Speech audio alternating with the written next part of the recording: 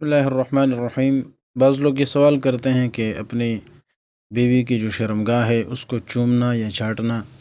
یہ جائز ہے یا ناجائز ہے؟ تو ظاہر ہے کہ اس کے جواب میں علماء احناف نے یہی جواب دیا کہ یہ ناجائز ہے، اور بعض فتاوی کے مطابق مکروہ تحریمی ہے، حرام عمل ہے۔ اس پر پھر وہ کہتے ہیں کہ بعض جو عرب کے علماء ہے ان علماء کی طرف سے اس کے جائز ہونے کا بھی کہا گیا ہے، فتویٰ ہے۔ تو اس کا سیدھا سادہ جواب یہ ہے کہ مرد اور عورت یہ ایک دوسرے کی جو شرمگاہ ہے، یہ عمل میاں بیوی کے درمیان بھی غیر شریفانہ اور ایک غیر مہذب عمل ہے۔ میاں بیوی کا ایک دوسرے کی شرمگاہ کو دیکھنا بھی یہ غیر مناسب ہے، اگرچہ جائز تو ہے لیکن دیکھنا یہ بھی غیر مناسب ہے، لہذا اس سے بھی احتراز کیا جائے اور اس سے بچا جائے۔ ایک حدیث ہے سنن ابن ماجہ کی، جس میں حضرت ام المومنین سیدہ عائشہ رضی اللہ تعالیٰ عنہ فرماتی ہیں کہ ما نظرت او ما رأیت فرج رسول اللہ صلی اللہ علیہ وسلم قط، کہ ام المومنین عائشہ رضی اللہ عنہ فرماتی ہیں کہ میں نے رسول اللہ صلی اللہ علیہ وسلم کی ستر کی طرف کبھی نظر نہیں اٹھائی۔ یہ کتاب النکاح میں موجود ہے یہ حدیث، جلد 1 صفحہ 619 پہ۔ اسی طرح ابن ماجہ کی ایک اور حدیث ہے جس میں آتا ہے کہ حضرت عتبہ ابن عبد السلمی رضی اللہ تعالیٰ عنہ سے روایت ہے، قال رسول اللہ صلی اللہ علیہ وسلم اذا اتى احدكم اهله فليستتر ولا يتجرد تجرد العيرين۔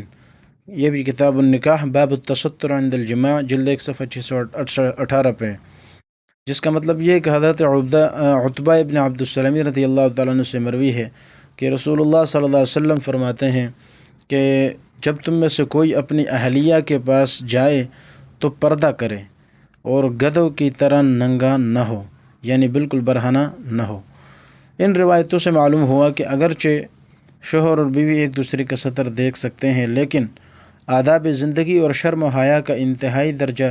یہی ہے کہ شوہر اور بیوی بھی آپس میں ایک دوسرے کا سطر نہ دیکھیں۔ اب حنفی مسلک کے بعض کتب فتاوی جیسے فتاوی ہندیہ ہے، البحر المحیط البرہانی ہے، ان میں ایک قول اس عمل کے ناجائز ہونے کے بارے میں لکھا ہے کہ یہ مکروہ تحریمی ہے، ناجائز ہے۔ اسی لیے ملک شام کے مشہور محقق عالم دکتور وہبہ زحیلی رحمہ اللہ، انہوں نے اپنی ایک مایہ ناز تصنیف ہے ان کی جس کا نام ہے الفقہ الاسلامی و ادلتہ، اس میں انہوں نے اسے صراحتاً حرام لکھا ہے اور اسے مغرب سے درآمد شدہ حیا باختہ حرکت قرار دیا ہے۔ اب عرب کے بیشتر علماء کرام کا فقہی مسلک وہ چونکہ حنبلی ہے، چونکہ حنبلی مذہب کے مطابق جماع سے پہلے نہ کہ جماع کے بعد عورت کی شرمگاہ کو چومنا یہ جائز ہے،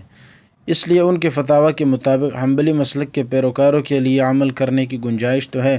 لیکن ان کے فتویٰ پر عمل کرنا حنفی مسلک کے پیروکاروں کے لیے کسی صورت جائز نہیں ہے۔ صورت مسئولہ میں جو بعض لوگ کہتے ہیں نا کہ بھئی اس طرح سے ہے، ایک شخص ہے، اب کون ہے وہ پتہ نہیں ہے، البتہ فتاوی رحیمیہ جو کہ ایک مایہ ناز تصنیف ہے، اس میں بھی یہ عبارت لکھی ہے، کتاب الحظر والاباحہ، جلد نمبر 10 صفحہ 178 پر، دارالارشاد کراچی سے چھپا ہے۔ اس میں یہ عبارت ہے کہ بے شک شرمگاہ کا ظاہری حصہ پاک ہے، ظاہری حصہ جو اوپر کا ہے، لیکن یہ ضروری نہیں ہے کہ ہر پاک چیز کو منہ لگایا جائے اور منہ میں لیا جائے اور چاٹا جائے۔ ناک کی رطوبت یہ بھی پاک ہے، تو کیا ناک کے اندرونی حصے کو زبان لگانا، اس کی رطوبت کو منہ میں لینا پسندیدہ چیز ہو سکتی ہے؟ ہرگز نہیں۔ تو کیا اس کو چومنے کی اجازت ہوگی؟ نہیں، ہرگز نہیں۔ اسی طرح عورت کی شرمگاہ کو چومنے اور زبان لگانے کی اجازت نہیں ہے، سخت مکروہ اور گناہ ہے۔ غور کیجئے، جس منہ سے پاک کلمہ پڑھا جاتا ہے، قرآن مجید کی تلاوت کی جاتی ہے، درود شریف پڑھا جاتا ہے، اس کو ایسے خسیس اور گھٹیا کام میں استعمال کرنے کو دل کیسے گوارا کر سکتا ہے؟ اور اسی طرح فتاوی ہندیہ کتاب الکراہیت الباب الثلاثون فی المتفرقات، جلد نمبر 5 صفحہ 372، دارالفکر بیروت سے چھپا ہے۔ اس میں بھی یہ عبارت ہے کہ فی النوازل اذا ادخل الرجل ذکرہ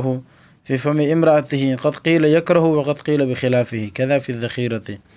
یہ بات پہلے گزر چکی ہے کہ اس طرح کام کرنا بعض کے نزدیک مکروہ تحریمی ہے اور بعض اس کے برخلاف ہے۔ برخلاف کا مطلب یہی ہے کہ بعض اس کو حرام سمجھتے ہیں، اور بعض لوگ جیسے حنابلہ کے نزدیک پہلے جو ہے نا یہ جائز ہے۔ البتہ محیط البرہانی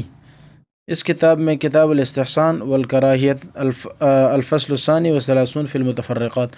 اس میں عبارت ہے کہ اذا ادخل الرجل ذکرہ فی فم امرأته فقد قیل یکرہ لأنہ موضع قراءة القرآن فلا یلیق به ادخال الذکر فیہ وقد قیل بخلافہ۔ اس میں بھی یہ دو باتیں لکھی ہوئی ہیں، اور انہوں نے کہا ہے کہ بھئی جب ایک آدمی اپنی شرمگاہ اپنے بیوی کے منہ میں داخل کرتی ہے، یا اسی طرح عورت جو ہے وہ اپنے مرد کی شرمگاہ اپنے منہ میں داخل کرتی ہے، تو اس میں یہ کیا حکم ہے، جائز ہے یا ناجائز ہے؟ تو انہوں نے بھی کہا ہے کہ دو قول ہیں۔ ایک قول تو یہ ہے کہ مکروہ تحریمی ہے، اس لیے کہ لأنہ موضع قراءۃ القرآن، یہ جو منہ ہے یہ قرآن کی پڑھنے کی جگہ ہے، لہذا اس میں مناسب نہیں ہے کہ آدمی اس طرح عمل کرے۔ اور بعض لوگوں نے اس کے جائز ہونے کا لکھا ہے، حنابلہ کی طرف اشارہ ہے، اور یہ اصول ہے کہ وقد قیلہ، قیلہ کا لفظ علماء لکھتے ہیں کہ یہ ایک ضعیف اور کمزور قول کی طرف اشارہ ہوتا ہے۔ اس کا مطلب یہ کہ جو جائز ہونے کے قائل ہے وہ بھی ایک کمزور روایت ہے۔ اسی طرح الموسوعۃ الفقہیہ میں ہے کہ لمس فرج الزوجۃ، یعنی یہ جو مسئلہ ہے کہ عورت کے شرمگاہ کو چھونا، تو کہتا ہے اتفق الفقہاء علی انہ یجوز للزوج مس فرج زوجتہ، فقہا کا اس پر تو اتفاق ہے کہ صرف چھو لینا یہ جائز ہے، اس میں کوئی مسئلہ نہیں ہے۔ قال ابن عابدین سأل ابو یوسف ابا حنیفۃ عن الرجل یمس فرج امرأتہ وہی تمس فرجہ، یعنی کہ امام ابو یوسف رحمہ اللہ نے امام اعظم ابو حنیفہ رحمہ اللہ سے اس شخص کے متعلق پوچھا کہ جو اپنی بیوی کی شرمگاہ کو ہاتھ لگاتا ہے، یا وہ عورت جو اپنے شوہر کی شرمگاہ کو ہاتھ لگاتا ہے، لیتحرک علیہا، تاکہ اس میں کچھ حرکت پیدا ہو جائے۔ تو سوال یہ ہو کہ یہ صرف ہاتھ لگانا، اس میں کوئی مسئلہ ہے؟ فرمایا کہ حل تری بذلک بأسا، کیا حرج ہے، اس میں کیا مسئلہ ہے، تو کیا یہ جائز ہے یا نہیں؟ قال لا، انہوں نے کہا کہ نہیں، یہ بھی جائز نہیں ہے۔ وارجو ان یعظم الاجر، اور مجھے امید ہے کہ اس پر جو ہے وہ نہ، یہ انہوں نے کہا ہے نا کہ بھئی اس میں کوئی مسئلہ تو نہیں ہے ناجائز ہونے کا، انہوں نے کہا نہیں بھئی کوئی مسئلہ نہیں ہے، جائز ہے، اور مجھے امید ہے کہ اس پر ان کو بڑا اجر ملے۔ وقال الخطاب قد روى عن مالک انہ قال، امام مالک رحمہ اللہ سے بھی ایک روایت ہے، انہوں نے فرمایا کہ لا بأس ان ينظر الى الفرج فی حال الجماع، یعنی ایک آدمی اگر اپنی بیوی کی جو شرمگاہ ہے اس کو جماع کی حالت میں صرف دیکھ لیتا ہے تو اس دیکھ لینے میں کوئی حرج نہیں ہے۔ وزاد فی روایت ویلحس بلسانہ، اور ایک روایت میں یہ ہے کہ اپنی زبان سے اس کو چھو لے تو یہ جائز ہے، لیکن وہ مبالغۃ فی الاباحۃ، یہ اباحت میں ایک بڑے قسم کا مبالغہ ہے۔ خیر، یہ ایک لمبی عبارت ہے جس سے یہ پتہ چلتا ہے کہ یہ عمل جائز نہیں ہے، اور غیر مقلدین بھی اس پہ زور دیتے ہیں کہ جائز ہے، یہ جائز نہیں ہے۔